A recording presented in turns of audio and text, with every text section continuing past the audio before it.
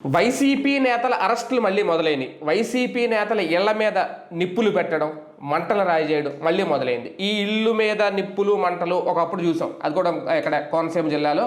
Okay, అది వేరు ఇది వేరు అనుకోండి. అప్పుడు జిల్లా పేరు మార్పు వల్ల అప్పట్లో ఎమ్మెల్యేగా ఉన్న సతీష్ గారిది వాహనం దగ్ధం చేశారు కంప్లీట్గా. మంత్రిగా ఉన్న పినిపే విశ్వరూపు ఇంటిని అంటించారు, నిప్పు పెట్టారు. ఇలా చాలానే జరిగినాయి. ఓకే, అది ఇది నేను లింక్ పెట్టను. కానీ అప్పుడు వైసీపీ అధికారంలో ఉన్నప్పుడు జరిగినాయి. ఇప్పుడు వైసీపీ ప్రతిపక్షంలో ఉన్నప్పుడు ఇప్పుడు జోగి రమేష్ మీద ఇంటి మీద నిప్పు పెట్టిన, లేదంటే అంబటి రాంబాబు. ఓకే, ఇక్కడ వీళ్ళ నోటి దురస వల్ల ఇదంతా జరిగిందా అనేది ఇక్కడ ఇదొకటి. అలాగే ఇంకా ఇది వెచ్చలివిడి అయిపోయి రేపొద్దున్న ఇలాంటి దాడులు కంటిన్యూ అవుతాయి అనే భయం, 24 గంటల భయంతో వైసీపీ నేతలు ఉండాలి. ఇదే అంశం మీద చర్చించే ప్రయత్నం చేద్దాం. సార్, ఒకటి కాన్సెప్ట్ చూసుకుంటే ఓకే, అక్కడ లడ్డు వివాదం కల్తీ జరిగిందా లేదా దాని మీద వాళ్ళు ఇచ్చిన రిపోర్ట్ల మీద అంతా జరిగింది. దాని మీద ప్రతిపక్ష విమర్శలు చేయడంలో తప్పేం లేదు, వీళ్ళలో దాన్ని సమర్థించుకోవడంలో తప్పేం లేదు. కానీ ఇక్కడ వైసీపీ నేతలు నోరు జారడం వల్ల సిచ్యువేషన్ మళ్ళీ ఇప్పుడు కంట్రోల్ తప్పుతుందా, ఈ పరిస్థితికి వచ్చిందా? ఆంధ్రప్రదేశ్ రాజకీయాలంటే ఇక ఎవరు అధికారంలో ఉన్నా ఎవరు ప్రతిపక్షంలో ఉన్నా ఇలాగే ఉంటాయని అనుకోవాలి. ఎలా చూడాలి తాజా పరిస్థితి? మనము ఒక వ్యవస్థ చిన్నాభిన్నమవుతున్నప్పుడు మొదట్లో అంటే ప్రతి వ్యవస్థలో కూడా ప్రతి మనిషిలో కూడా పాజిటివ్ నెగిటివ్స్ రెండు ఉంటాయి. నెగిటివ్స్ని ప్రమోట్ చేస్తూ చుట్టుపక్కల వాళ్ళు సమర్థిస్తే వాడు నెగిటివ్ పర్సన్గా తయారవుతాడు. పాజిటివ్స్ని సపోర్ట్ చేస్తూ వాడిని ప్రోత్సహిస్తే పాజిటివ్గా మారుతాడు.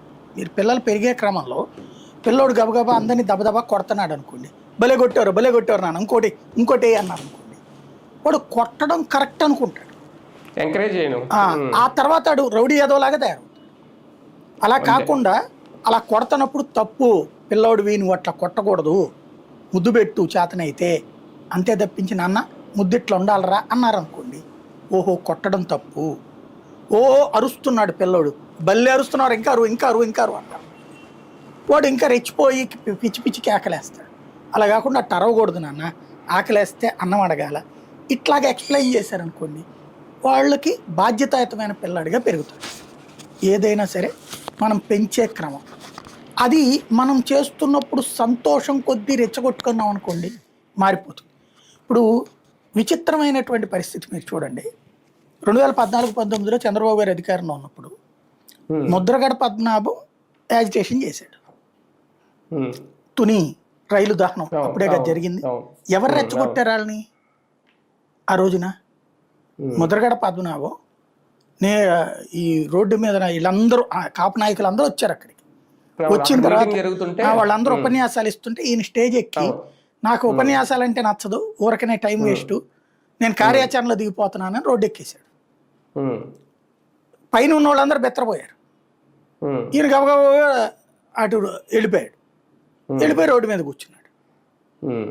ఈలోపు ఆ టెంపర్ని ఏదో ఒకటి చూపించుకోవాలి. రోడ్డు మీద కూర్చుని గట్టిగా నినాదాలు చేస్తాం వేరు, టెంపర్ చూపించుకునే బ్యాచ్ ఒకటి వెళ్ళి రైలు తగలబెట్టారు. ఆ రైలు తగలబెట్టిన దాన్ని అదిగో విధ్వంసకారుడు అని ముద్రగడ పద్మనాభం మీద కేసు పెట్టారు. ముద్రగడని అరెస్ట్ చేసే పరిస్థితికి వచ్చేటప్పటికి, అరెస్ట్ చేశారు కదా ఆ రోజున, ఇంటి దగ్గరికి వెళ్ళి వాళ్ళ ఆవిడ్ని కానీ ఇదంతా కూడా. అప్పుడు వైసీపీ దాన్ని సమర్థిస్తా వచ్చింది. ఏమని? ముద్రగడని అన్యాయంగా పెట్టారు, అసలు ఆయనకి ఏంటి సంబంధం అని. బట్ దానికి కారకుడు ముద్రగడే కదా ఆ రోజున. తర్వాత వైసీపీ వచ్చే కేసు ఎత్తేసింది. ఇది తప్పు అన్నది మనం అన్నామా? నేనైతే ఆ రోజున రైలు తగలబెట్టినప్పుడు తప్పు, ఆయన మీద కేసు ఉండాల్సిందే అన్నా నేను. నెంబర్ 1. నెంబర్ 2 వచ్చేటప్పటికి జగన్మోహన్ రెడ్డి అధికారంలోకి వచ్చాడు. వచ్చిన తర్వాత రఘురామకృష్ణరాజు అతను తిట్టని బూత్ ఏదన్నా ఉందేమో డిక్షనరీలో ఎతకాలి. ఆయన తిట్టని బూత్ ఏదైనా ఉందేమో ఎతకాలి డిక్షనరీలో.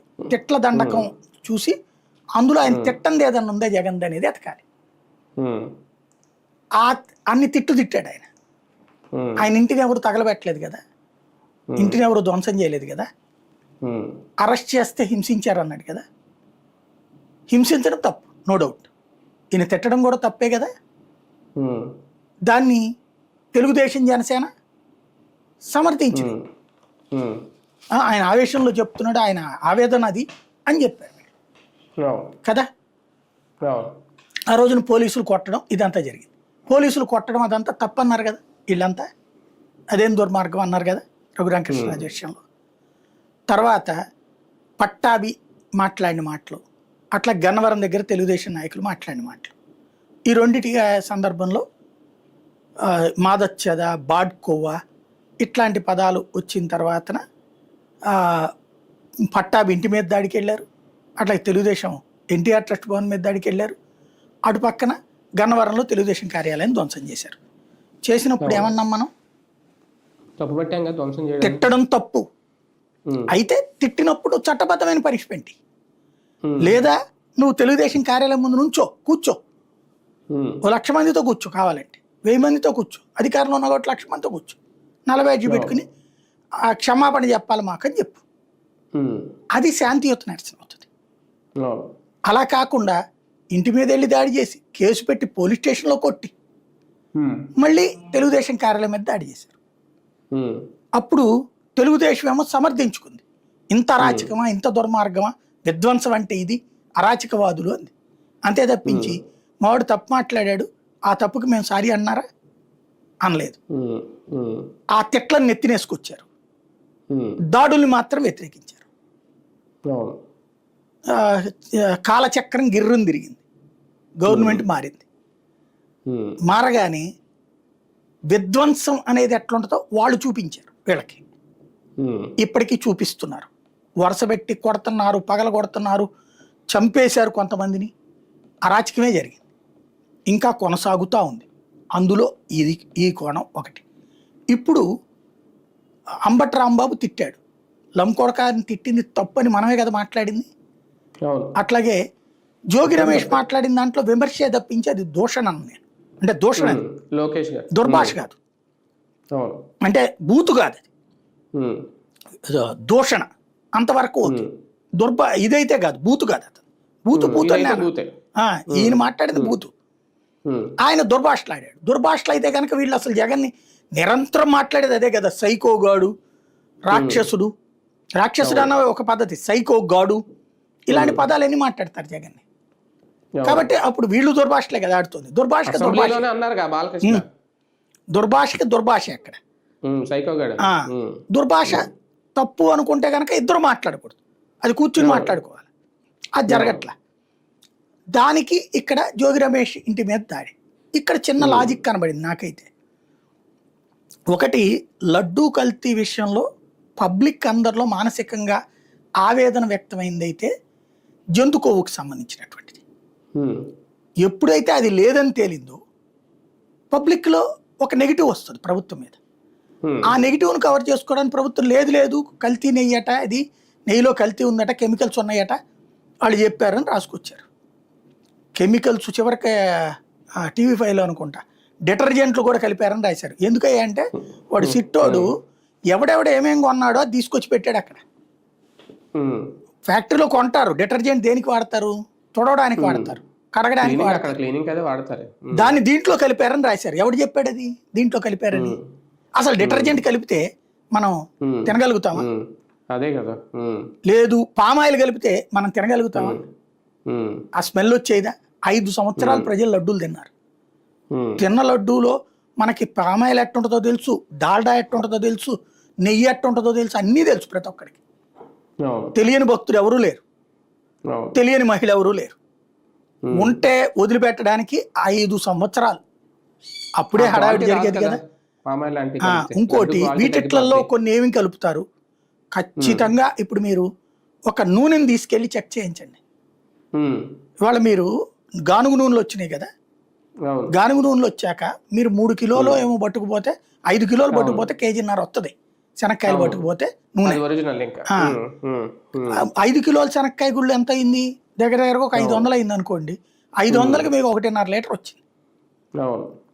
కానీ మరి మన నూనె కొంటున్న ప్యాకెట్లు ఫ్రీడమ్ ఇంకోటి పేర్లు చెప్తారు కదా, 80, 100 ఎట్టొస్తుంది వీళ్ళకి? ఆకాశంలో ఊడి కొడుతుందా? అదే కదా. అవి దాంట్లో కెమికలైజ్డ్, అవి ఎక్స్పాన్షన్ ఉంటాయి. నెయ్యి ప్యాకెట్లు కూడా అంతే కదా. ఒరిజినల్ నెయ్యి గేదె పాలు తీస్తే ఎంత వస్తుంది, దాంట్లో ఎంత వస్తుందో పల్లెటూరు వాళ్ళందరికీ తెలుసు. అవును. అదే ప్యాకెట్లోని ఎట్లాంటిదో కూడా తెలుసు. ఇప్పుడు ప్రతి ప్యాకెట్ చెక్ చేయించండి ఒకసారి, ప్రతి ప్యాకెట్ చెక్ చేయించండి. వాటిట్లలో కెమికల్ టచ్ ఉంటుంది. అది ఆ కంపెనీ వాడు చేసే పని. అది ఒరిజినల్గా ఆవు నెయ్యి కావాలంటే 3,000 రూపాయలు ఖర్చు అవుతుందని ఎవరు చెప్పారు? వీళ్ళే కదా చెప్పింది. మరి ఇవాళ ఎంత కొంటున్నారు? 275, 300. జగన్ కొంది అంతే కదా. మరి అప్పుడేమో 3,000 పెట్టి కొనలేదు కాబట్టి జగన్ తప్పు చేశాడు. ఇవాళేమో 300 రూపాయలు పెట్టి కొంటాను వీళ్ళు రైట్ చేశారంటే ఎట్లా కరెక్ట్ అవుతుంది? అదే కదా. కానీ ఇక్కడ చెక్ చేయించట్లేదు, నడిచిపోతుంది. ఇప్పుడు అది ఎప్పుడైతే పబ్లిక్లో ఇవాళకో 40% మంది అది ఫీల్ అవుతారు. ఏది అదైనా సరే కల్తీ ఉండటానికి వీల్లేదే. కానీ 60% మంది ఇదేంటి అన్నారు, ఇట్లాగేంటి అనే ఫీలింగ్ వచ్చింది. దీన్ని డైవర్ట్ చేయడం కోసం అని చెప్పేసి లేదు కల్తీ 60ని మళ్ళీ 80 చేయాలని సందు గొంతుల్లో రోడ్ల మీదన పోస్టర్లు, హోర్డింగ్లు పెట్టారు. అంటే ఏం చెప్తున్నారు తెలుసా మనకి? అరే సనాతన ధర్మాన్ని నమ్మే మీరందరూ మీ దేవుడు ఎదురుగుండా, మనందరి దేవుడు ఎదురుగుండా, మనందరి దేవుడు పేరుతో మనకిచ్చిన ప్రసాదం తప్పుడు ప్రసాదం. మన దేవుడు ఏమీ చేయలేకపోయాడు 5 ఏళ్ల నుంచి. ఎన్నికలు వచ్చాక మాత్రమే ఓట్లు వేయించాడు. ఇదే సనాతన ధర్మంలో, ఇదే మనం నమ్మేది.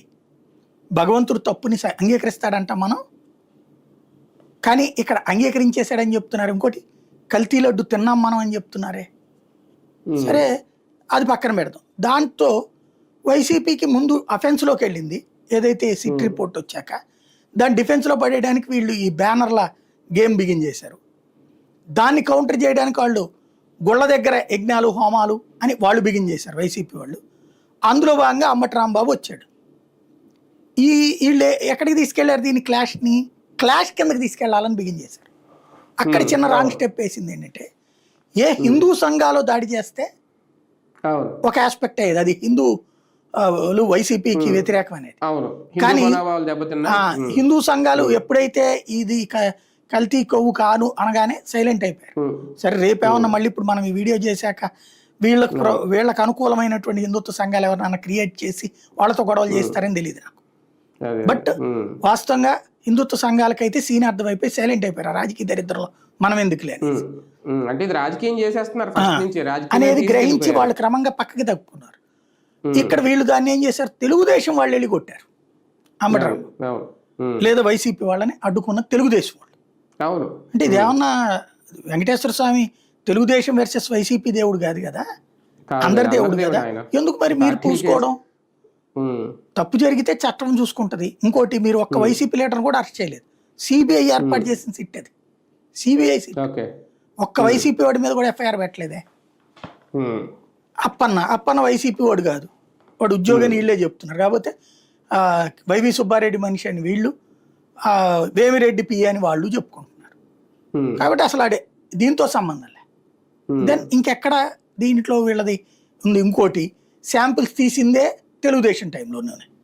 అంతకుముందు ఏదైతే శాంపిల్స్ లేవు వీళ్ళ దగ్గర చూడడానికి, కేవలం ఊహాజనితంగా ఆ టైంలో వాళ్ళ దగ్గర ఆవులు లేవు, వాళ్ళ దగ్గర మాకు ఈ కెమికల్స్ దొరికినాయి. కెమికల్స్ ఈవెన్ ఇవాళ ప్రతి డైరీకి వెళ్ళమనండి సిబిఐని, ప్రతి డైరీలో కెమికల్ దొరుకుతాయి. ఎందుకని? పాలు మీరు ఇంట్లో పెట్టుకోండి నిల్వ ఉంటుందా? పెరుగు మీ ఇంట్లో పెట్టుకోండి నిల్వ ఉంటుందా? వెన్న మీ ఇంట్లో పెట్టుకోండి నిల్వ ఉంటుందా? ఏం చేస్తారు అది నిల్వ ఉండటానికి? ప్రిజర్వేటివ్స్ వాడతారు. ఫ్రిడ్జ్ కాదు, ఫ్రిడ్జ్ లో పెట్టినా ఓ పూట కొన్ని రోజులే ఉంటాయి. ప్రిజర్వేటివ్స్ వాడతారు, అంటే దాంట్లో ఒక రకమైన కెమికల్ కలుపుతారు, ఎక్కువ రోజులు నిల్వ ఉంటాయి. అది కలిపేదే ఇప్పుడు ఇది గోళ. అలాంటిది అందులో ఉంటాయి ప్రిజర్వేటివ్స్, అవి కొంటారు వాళ్ళు చచ్చినట్టు. అన్ని డైరీలో ఉంటాయి ప్రిజర్వేటివ్స్, ఆ కెమికల్స్ ఖచ్చితంగా ఉంటాయి. వాటినే ఇక్కడ వీళ్ళు ఇటు పక్కకి తీసుకొస్తున్నటువంటి పాయింట్. ఇప్పుడు ఈ విషయం అంతా చర్చ జరగకుండా ఉండటానికి ఈ దాడుల దగ్గర దాకా వెళ్ళింది. ఇప్పుడు అంబటి రాంబాబుది ఇంటి మీద దాడి చేయగానే టాపిక్ పబ్లిక్లో కాపుల్లో ఒక అసంతృప్తితో ఉన్నారు. పవన్ కళ్యాణ్ ఎంత కంట్రోల్ చేయాలని చూస్తున్నా, ఒకటి ఇదివరకు వైసీపీ టైంలోనే తెలుగుదేశం టైంలోనే ఎక్కువ ఎమ్మెల్యేలు ఎక్కువ పదవులు ఉన్నోళ్ళు కాపులు. కానీ పవన్ కళ్యాణ్ లీడ్లోకి వచ్చే కాపులకి ఎమ్మెల్యే పదవులు తక్కువ, మంత్రి పదవులు తక్కువ, ప్లస్ నామినేటెడ్ పదవులు చాలా తక్కువ వచ్చినాయి. ఆ అసంతృప్తితో ఉన్నారు. ప్లస్ తెలుగుదేశం వైసీ జనసేనలు చంద్రబాబు పవన్ కళ్యాణ్ బాగా క్లోజ్గా ఉన్న కింద స్థాయిలో కనబడుతుంది. వాళ్ళ పత్రికలే రాసుకొచ్చినాయి కదా ఈ అసంతృప్తులు. పవన్ కళ్యాణ్ గారే చెప్తున్నారు కదా అసంతృప్తి తగ్గించుకోవాలని, చంద్రబాబు గారే చెప్తున్నారు కదా అసంతృప్తి తగ్గించుకోవాలి తప్పదనేసి, సర్దుపోవాలి మన 15 ఏళ్ళ దాకా. అంటే అక్కడ అసంతృప్తి ఉన్నట్టే కదా. ఆ అసంతృప్తికి ఇది యాడ్ అయ్యి సోషల్ మీడియాలో 70-30 నిన్న నేను చూసిన సోషల్ మీడియా పోస్టులు 70% మంది అంబటి రాంబాబు కాపు కాబట్టి కొట్టారు, ఇప్పుడు వంశీనో లేకపోతే కొడాల నానినో లేకపోతే ఇంకొకళ్ళనో పెట్టుకున్నప్పుడు వాళ్ళ ఇళ్ల మీద దాడి చేయలేదే, కేసు పెట్టారు, అరెస్ట్ చేశారు, అంతవరకే. వాళ్ళ ఇళ్ళని తగలబెట్టలేదు, వాళ్ళ ఇళ్ల మీద చేయలేదు, అదే ఇతని దగ్గరకు వచ్చేటప్పుడు చేశారన్న ప్రచారం బిగించేశారు. ఒక 30% మంది మాత్రం అసలు కాపులకి నాయకుడు అంటేనే అసలు కాపులకు ఒక కంట్రోల్ ఉండేది కాదు, పాడు కాదు, వంగవీటి రంగా ఉంటే ఆయన చనిపోయాడు, చంపేసింది రాజశేఖర్ రెడ్డే, తనకు పోటీ వస్తాడని. ఆ తర్వాత వచ్చి ఇది ఇతన్ని పట్టుకొచ్చి అంటే తర్వాత వచ్చి చిరంజీవి పెడితే చిరంజీవిని తొక్కేసింది కూడా రాజశేఖర్ రెడ్డి. ఆ తర్వాత పవన్ కళ్యాణ్ తొక్కడానికి వచ్చింది కూడా జగన్మోహన్ రెడ్డి. కాబట్టి కాపులను అసలు నాశనం చేయాలనుకున్నది వీళ్ళు, కాపాడింది తెలుగుదేశం.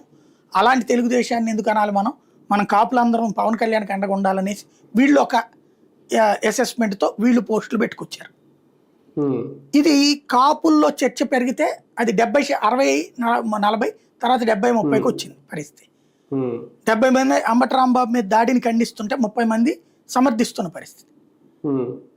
ఇదేంటి అన్నటువంటిది.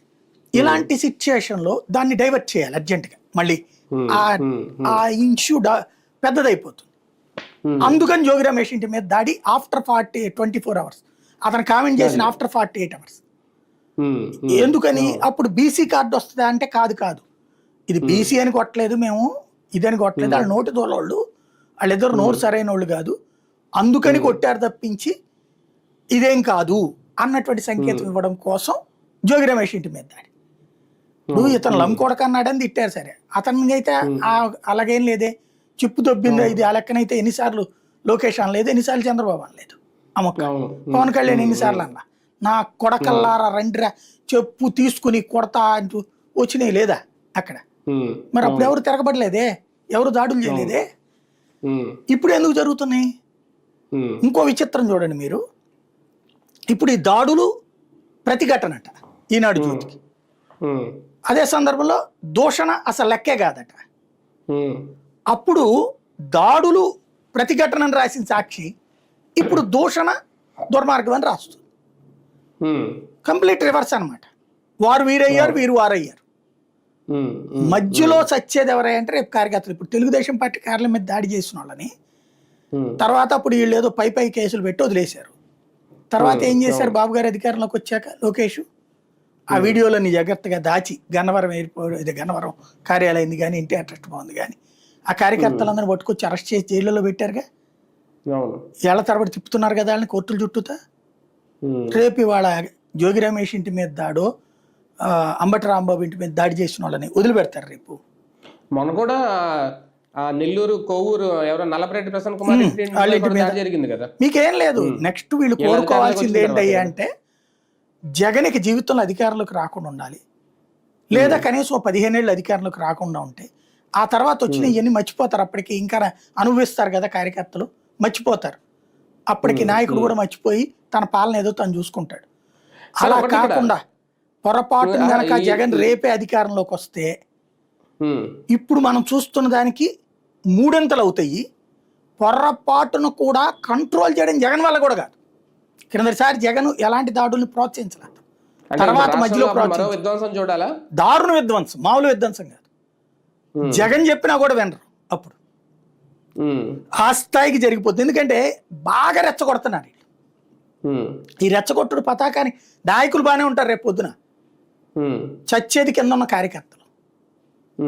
కానీ ఇప్పుడే అధికారంలో లేనప్పుడే వైసీపీ నేతలు ఏమన్నా కంట్రోల్ తప్పుతున్నారా? దేని విషయంలో? మాటల విషయంలో, బూతుల విషయంలో. వాళ్ళ నోరు అంతే ఉంటది. ఆ నోరు ఖచ్చితంగా అంబటి రాంబాబు కంట్రోల్ కావాలా, కాలేదు. ఇదే అంబటి రాంబాబు కదా ఆ రోజున భువనేశ్వర్ గారి గురించి మాట్లాడింది. ద్వారంపూడి చంద్రశేఖర్ కంట్రోల్లోనే ఉన్నాడు, ఇతనైతే కంటిన్యూ అయ్యాడు. ఆయన సైలెంట్ అయిపోయారు. అది ఇక్కడ తేడా. కానీ ఒకటి సార్, ఈ ఇళ్ల మీద దాడులు లేదంటే ఇళ్ళకి నిప్పు పెట్టడాలు, ఇంట్లోకి వెళ్ళి ఫర్నిచర్ ధ్వంసం చేసేయడాలు ఈ కూటమి హయాంలో వరుసగా జరుగుతూనే ఉన్నాయి. నాకు తెలిసి ఇది మూడోది అనుకుంటా, మూడోది ఇది ఇప్పుడు జరగడం. ముందు జరిగినట్లు కూడా వదిలేద్దాం. వీళ్ళేమో బూతులు తిట్టడాలు, రెండు పార్టీలకి నష్టం చేకూర్చదా రేపొద్దున్న? ఏమో అది మూడో వాడు ఎవడున్నాడని, ఆ మూడో ఆల్టర్నేటివ్ అనుకున్నాడు వెళ్ళి అందులో కలిసిపోయాడా? ఇంకెవడున్నాడు? వెగట పుట్టట్లేదా ప్రజలకి? అదే అంటుంది, వెగట పుట్టినోడికి ఆల్టర్నేటివ్ ఏం చూపెడుతున్నాం మనం? ఇప్పుడు వర్టికల్గా పబ్లిక్ని డివైడ్ చేసాం. తెలుగుదేశం ఏదైనా తప్పుడు పని చేసినా సరే సమర్థించుకొచ్చే బ్యాచ్ ఒకటి, వైసీపీ ఏ తప్పుడు పని చేసినా సరే సమర్థించుకొచ్చే బ్యాచ్ ఒకటి. ఇవి రెండు తప్పని వాదించేటటువంటి భారతీయ జనతా పార్టీ జనసేన వెళ్ళి కూటమిలో కలిశాక ఇంకా ప్రత్యామ్నాయం ఎక్కడుంది? ప్రత్యామ్నాయం లేనప్పుడు బూతు వాళ్ళు మాట్లాడితే బూతు రైటు ఇదివరకు, ఇది తెలుగుదేశం వాళ్ళు మాట్లాడితే, లేదా జగన్ వ్యతిరేకులు మాట్లాడితే రైటు, దాడులు చేయడం తప్పు. ఇప్పుడు జగన్ మెప్పు పొందడానికి అదుపు తప్పుతున్నారా నాయకులు? ఇది జగన్ మెప్పు పొందడానికని నేను అనుకోను. ఇది అట్లా మాట్లాడింది కదా, అప్పట్లో మాట్లాడింది ఓకే, జోగి రమేష్ మాట్లాడింది, అంబటి రాంబాబు మాట్లాడింది. ఇవాళ ఇది కాదు, ఇది ఆవేశపూరితం, అది తేడా.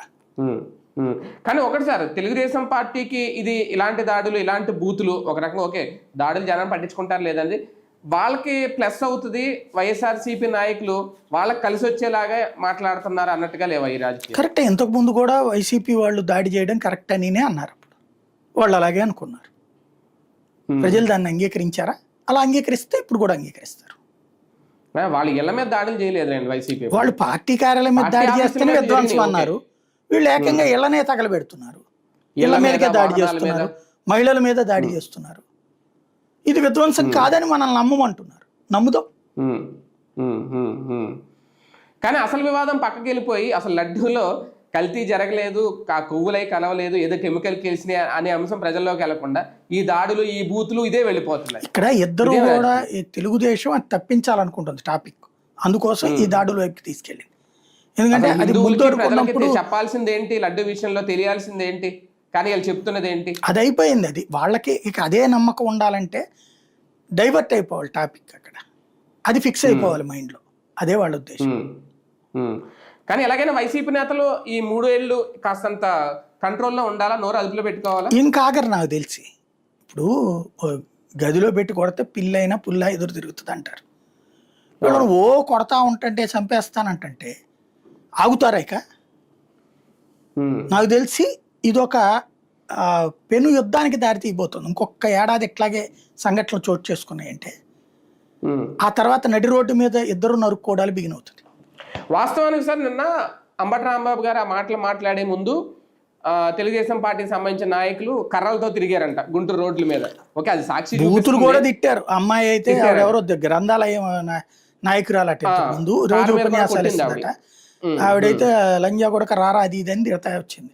దానికి కౌంటరే ఇతను మాట్లాడారట. అంటే ఒక అవన్నీ చూపించరు, ఓకే, ఆ కర్రలు పట్టుకెళ్ళి అన్ని సాక్షి చూపించింది, కానీ మిగిలిన వాళ్ళు ఎవరో ఇదివరకు ఈనాడు చూపెట్టుతుంది, కర్రలు పట్టుకొచ్చేది వైసీపీ వాళ్ళది సేమ్. అవును అవును, ఇప్పుడు సాక్షికి తప్పదు. అంటే అది ప్రజల్లోకి వెళ్లకుండా దీని వరకే పంపించే ప్రయత్నం. ప్రజలు మాత్రం ఏంటి అంబటి రాంబాబు బూతులు తిట్టాడంట, లేదంటే జోగి రమేష్ బూతులు తిట్టాడంటే ఇవే వెళ్తున్నాయి. ఇది కూడా కొట్టారంట కూడా వెళ్తుంది. జనాలు అంత పిచ్చోళ్ళు ఏం కాదు, జనాలు రెండు చూస్తున్నారు. పిల్లి కళ్ళు మూసుకుని పాలు దాగింది అనుకుంటే ఏం కాదండి, జరుగుతాయి అన్ని తెలిసిపోతాయి. అంటే దీని మీద జగన్ గారు ఏ విధంగా స్పందించాలి రేపు? ఆల్రెడీ స్పందించేశాడు కదా, తీవ్రంగా ఖండిస్తున్నానని.